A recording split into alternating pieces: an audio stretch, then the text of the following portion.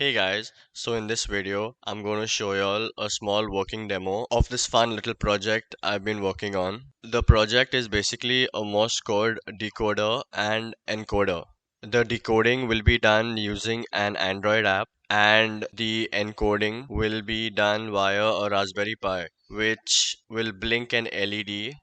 In our case, we'll be blinking an actual bulb with the help of a relay, and it will be blinking according to the Morse code sent from our app. And then we can use the same app to again decode this message. And yeah, before I do any more talking, let's just watch it in action. Once you're logged into the app, we can start off by sending a message to our Raspberry Pi. Type in your message, click on send once you're done, and go back and click start.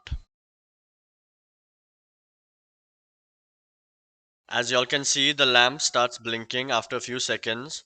That means that the message has successfully reached our Raspberry Pi. And all of this is happening through the internet via Google Cloud. Also, if you'll take a look at the app, it's detecting the change in the lighting, and that's visible through the progress bar in the center.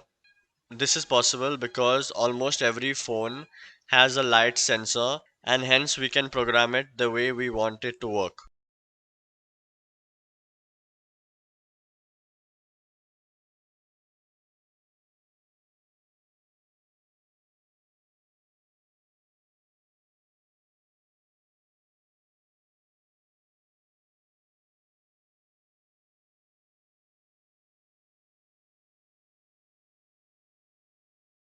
As y'all can see, our app successfully decoded the message. You can click on reset to clear the screen. Now that we tested our app in normal light, let's test it with the lights off. If I open the settings, there is something known as brightness threshold. So for now, I'm going to adjust it to somewhere in the center that's around about 50%. So you must be wondering what exactly is brightness threshold. Whenever you click on start to decode the message, the current room brightness is taken as the base brightness. Now, since I adjusted the brightness threshold to 50%, in our scenario, the base brightness will be around about 0, or we could say 0.1. So we add 50% of 0.1 to the base brightness. So base brightness is 0.1 plus 50% of 0.1. That's roughly 0.15. So in order for the app to start recording dashes and dots, or in general to start recording, our brightness should be greater than 0.15. In our case, our lamp is very bright, so it won't make a difference even if we increase the brightness threshold to 100%.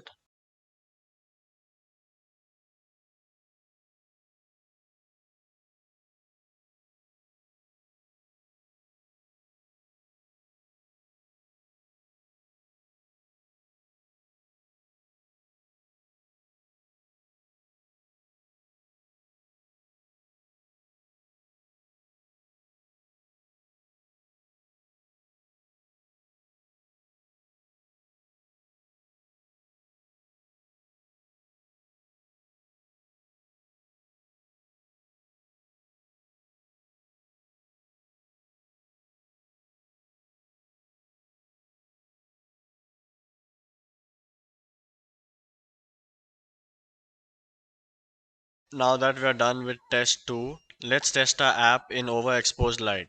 Again, I open up settings and reduce the brightness threshold to somewhere around 20%. And then I type in the new message to be sent.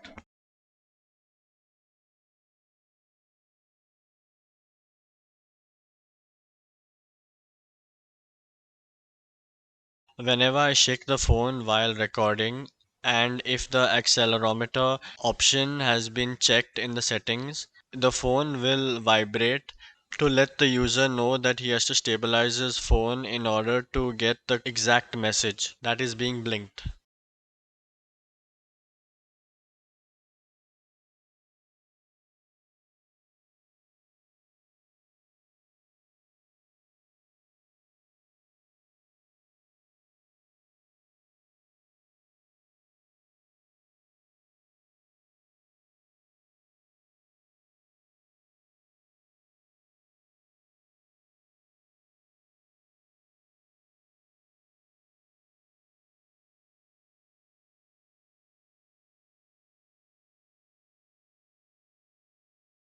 Now coming to our final test, that is in dim light.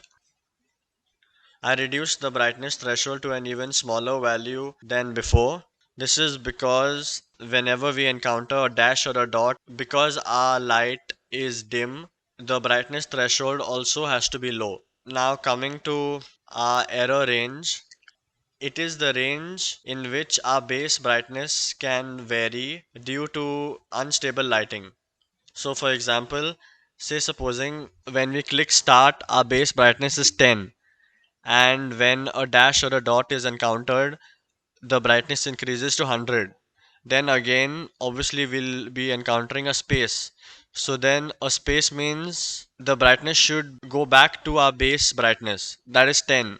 But due to some error, some unstable lighting, it may decrease to say 8 or 15 or something like that. So in order to handle this error, we can specify a range which consists of an upper bound error percentage and a lower bound error percentage, which you can adjust from the settings.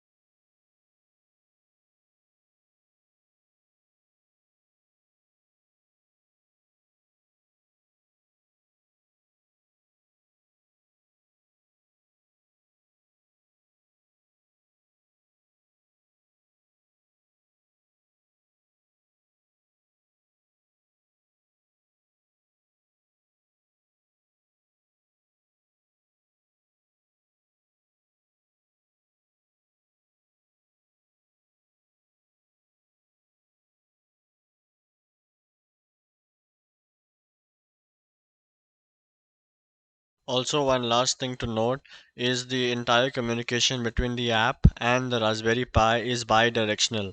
So once you send a message, it says sent. Once it's received, the Raspberry Pi sends a message back to the app saying that it's received. And once it's done blinking, it gets updated to completed. Also, you can clear the message anytime you want and the bulb will stop blinking immediately. So that's basically an overview of the entire project. The code to my GitHub of this project will be in the description. Hope you enjoyed this video. Like, share and subscribe. Thank you.